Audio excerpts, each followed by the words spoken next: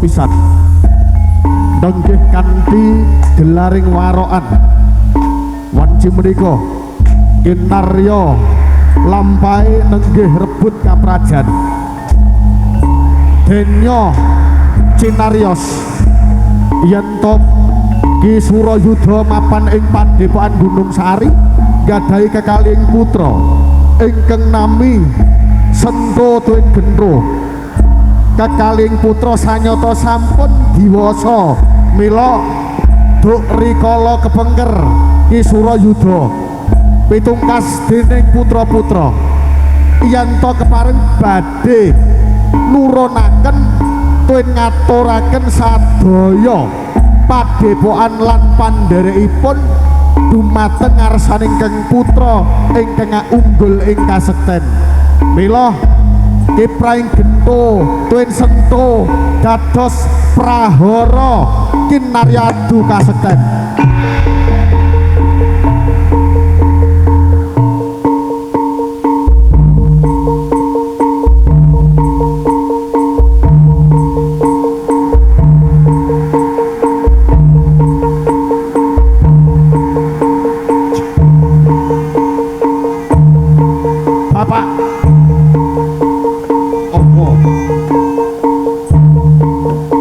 kula sentuh Bapak. Iya. Duk rikala kepengker kula mireng yen to panjenengan badhe saleh ateges panjenenganipun ngasta wonten padepokan sampun sepuh. Betah putra ingkang badhe nglurut sedaya gadhanipun bapak ateges mesti mawon tumiba dening kula ingkang langkung sepuh Bapak. Mila saderengipun panjenengan maringaken kaliyan kula pamatur nuwun kula tanpa upami parandene kula pun mantep yen to panjenengan ingkang badhe ngaturaken sebat depokan lan kasekten panjenengan dumateng kula putra pembayun kula ingkang barep nanging eling lho Bapak rayi kula ingkang nami Gento menika piyambakipun licik pawonganipun culika mangsa borong panjenengan anggenipun kepareng dadaki marang putra jenengan angka kalih supados saged lancar lan gangsar anggen kula rebut wontenipun padepokan lenggah kinarya juru utawi brahwana ing padepokan Bapak. Iya. Dole-dole ku kabeh Sento utawa Gento. Ya, Aku wis tuwa. nggih Pak. Dorungokno iki ana wilayah Bulurjo Arusura Telek. Nggih, ning ngeten Bapak, nyuwun ngapunten. Iya. Ampun seru-seru mangke ndak Gento mireng pangandika panjenengan pripun? Ora. Mangaturke kula mawon Bapak. Iya. Aku wis tuwa. Kowe kuwi iso kaya bapak. Aku ndek padepokan yaiku Gunung Sari. Ya, Ora sore-sore tak turunake. cocok kula mesti mawon Iya. ingkang badhe lurut Bapak. Gento. Loh. Gento. Piye adiku? Sendo. Aku ora trima najan aku krungu ana ing sak mburine pargian ki Nggih. mau. Kowe muni apa karo bapak? Aja licik-licik marang aku to Sendo. Jane aku mono bakal primpen mergo iki wadi rehne kowe wis krungu Gento. Eling, aku kakangmu luwih tuwa tinimbang kowe. Aku kang bakal genteni bapak ana ing padepokan. Ngilmune bapak wis tumurun ning aku. Mula becik aja ganggu gaweku, kowe manuta karo bapak kalawan kakangmu. Ora sudi to Sendo. Nalika ana ing papan kene padepokan Gunung Sari arep tak tampa kabeh sing jenenge Gento ora trima. Bapak aja ngono kuwi Bapak. Sawijine kowe ndek putra kang loro, bagus rupane nanging beda pengati-atine. Aku ora banget ring licik. Kepareng Wehno aku. Wis kowe aja padha padudon. Kowe arep nuruti bapak apa kowe duwe kasekten kaya dene bapak? Aku kang luwih tuwa, bapak wis nurunake marang Sing aku. tak arep-arep ya mung kasektene bapak marang aku to. Mundur. Dadeke. Wae. Gento. Gento. Eling omawas Gento. Para raseksa belanono. Hei.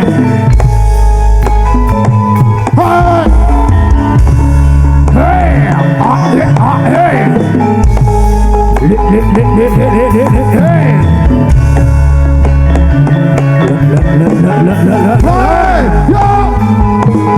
Hei, butalke.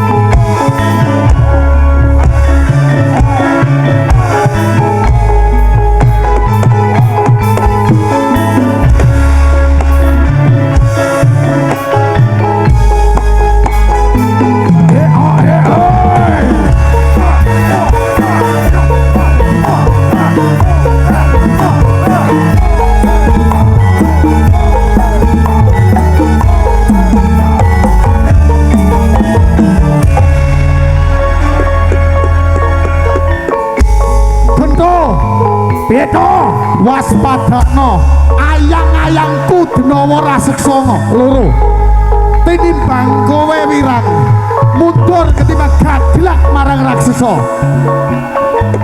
ora trima keparat senajan para siswa-siswamu nanging aja wedi karo kasekten sing tak tampa delok jika ana ing laladan gunung gedhe tak trima tak jaluk tandang gawene arat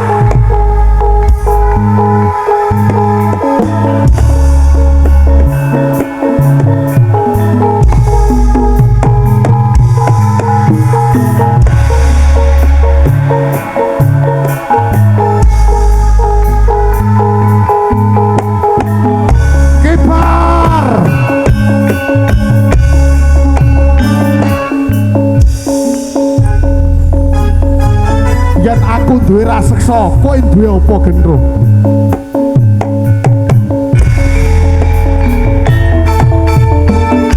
sing tak jaluk tandang gawemu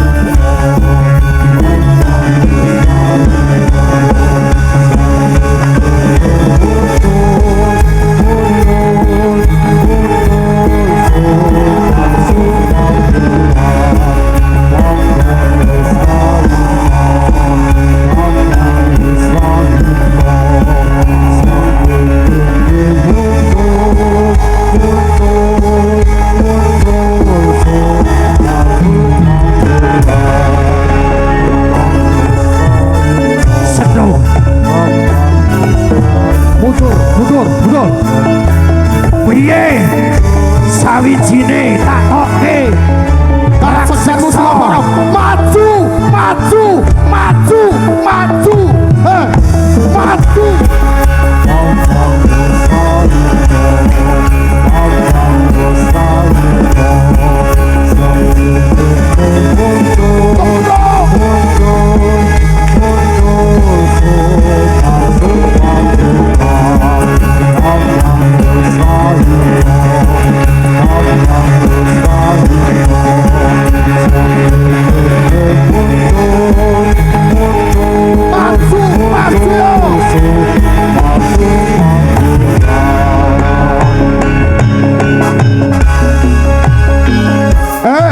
Denawa maju dintake wis cukup aku urung trima sawijine ingon-ingonku kang sawiji iki tak baleke ana ing gunung gedhe nanging aku isih duwe para siswa Warok Suramenggala parat kae mono waroke dlondonge bapak kanyata licik kowe yah ora dadi ngopo Denawa mundur bali ora kowe sawijine singa barong bali kang ingon-ingonku ana ing gunung gedhe tak jaluk tandang gawemu sampun siaga napa dereng sampun siaga napa dereng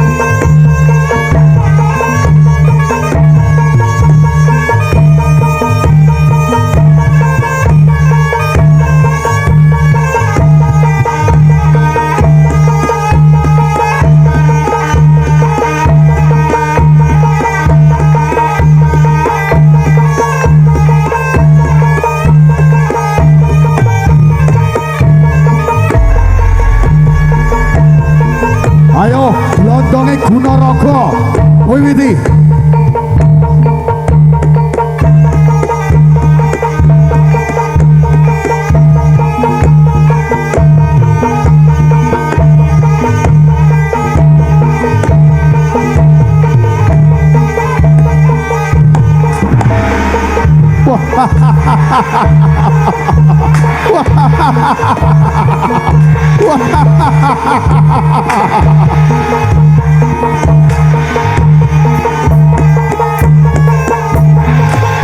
Sokalah Gunaraga.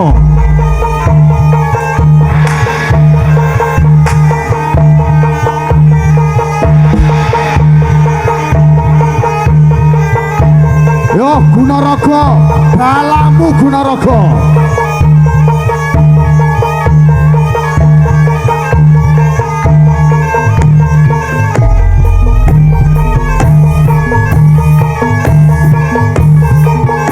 Para siswa-siswaku, tak jaluk tandang gawemu, aja ngisin-ngisinku. Para kawulane sampun siaga napa dereng?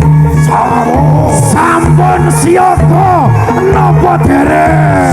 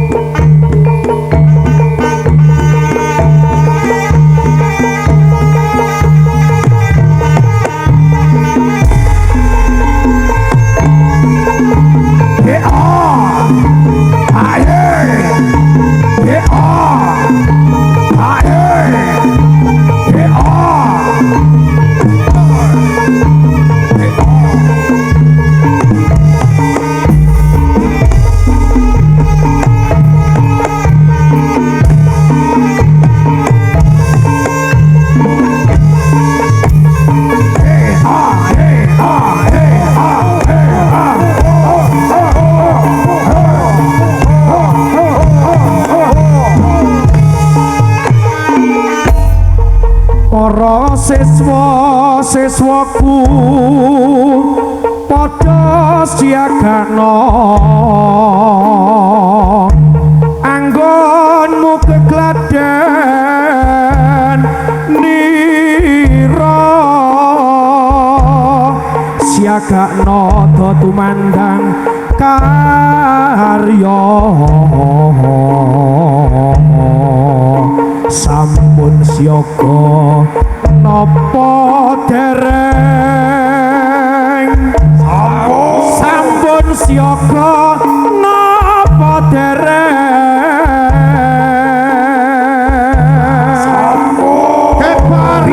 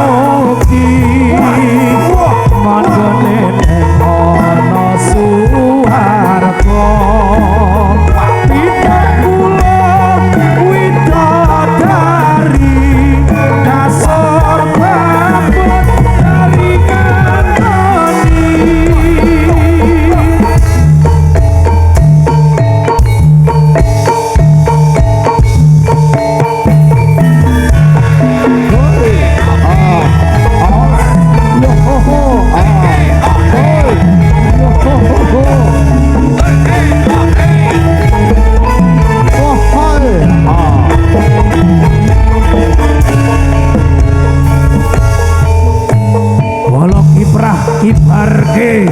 Ayo ayo ayo.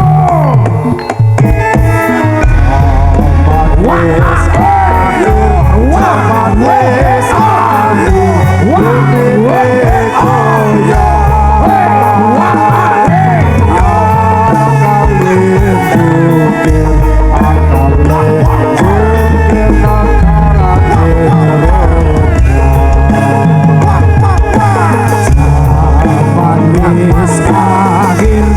Zaman wis akhir, bumi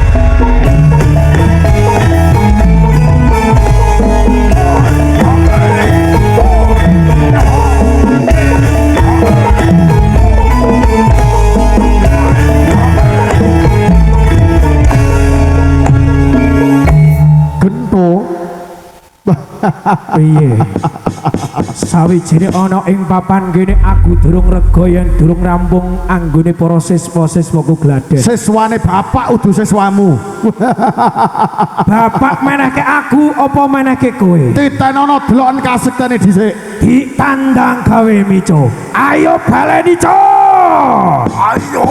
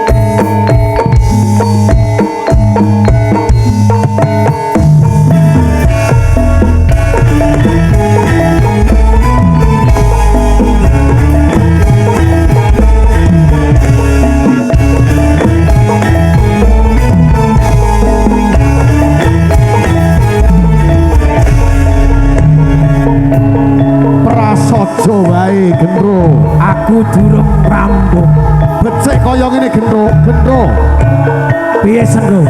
Sing adil, aku kalawan kowe tunggal. Ora iso. Aku kalawan kowe tunggal. Ora iso. Perangan kene duwe aku. Perangan kono duwekmu. Tetep tuaku. Ditandingi. Kabeh iki para siswa-siswane bapak diteruske bakal ya. Ora bisa. Kowe sing ana, aku sing ngene. Ning kudu janji yen to badan wakilmu kok kono kalah marang kang perangan kene becik kalah. Saiki sawijine ngono penjalukmu tak turuti. Ya. Sawijine ana ing para siswa-siswaku iki tak jaluk tandang gawene, tak joke sing gedhe lawan sing gedhe, sing cilik lawan sing cilik. Glondonge raga dadi maju, aja nganti asor. Maju. Sasi. Maju kene. Aja nyepelekke para ing para siswa-siswa.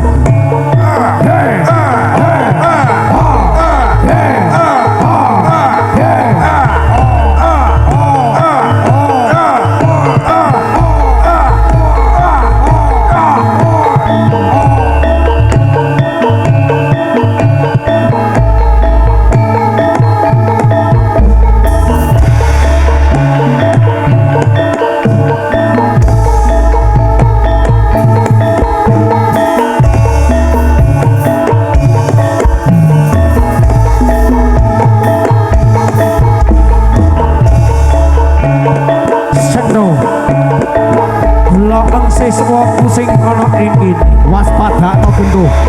luwih tua aku arep tak jaluk. Glondongku cilik kasektane gedhe.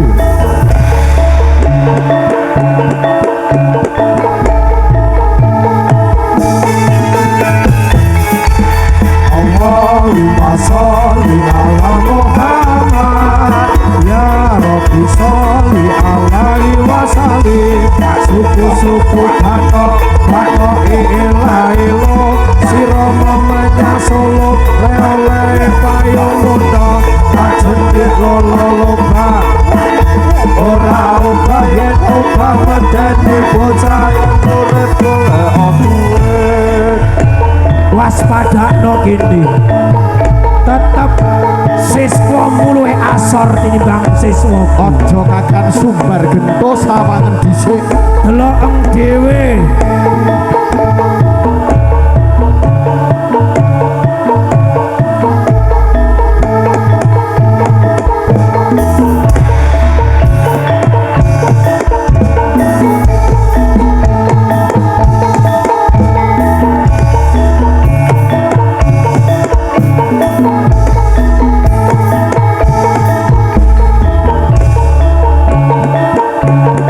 sruduk dase Raga dadi tandang.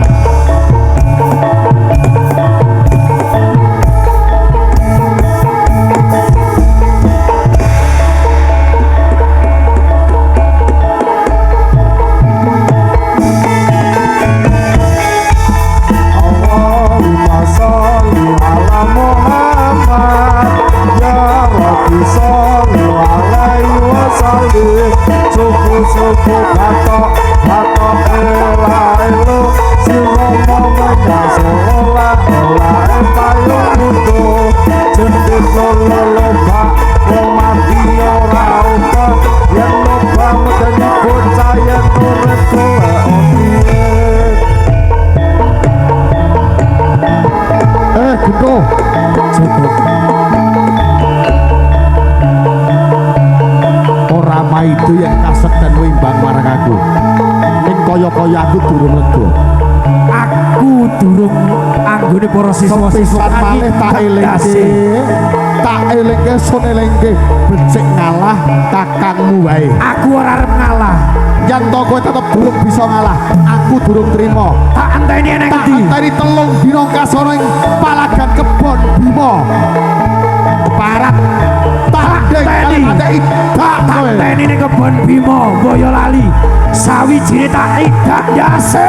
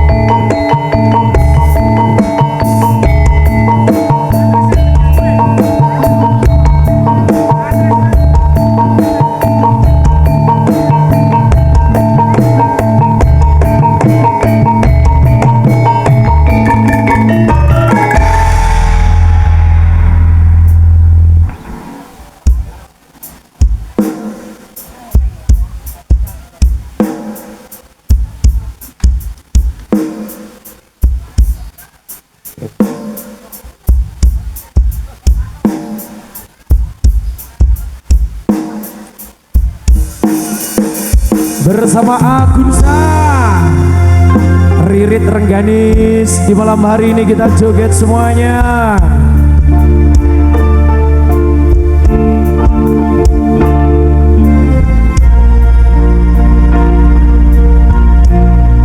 Oke sayangku, Kita tampilkan para penonton semuanya. iyo Agunsa.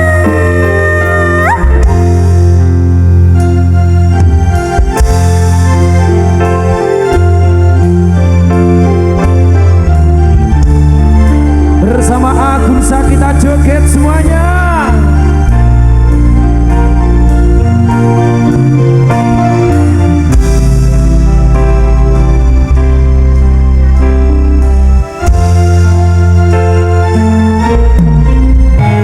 Karena waktu berhubung sudah malam, kita aturkan untuk tarian yang selanjutnya. Menghibur dulur-dulurku semuanya. Baik, Tentunya siap. mari, mari, mari.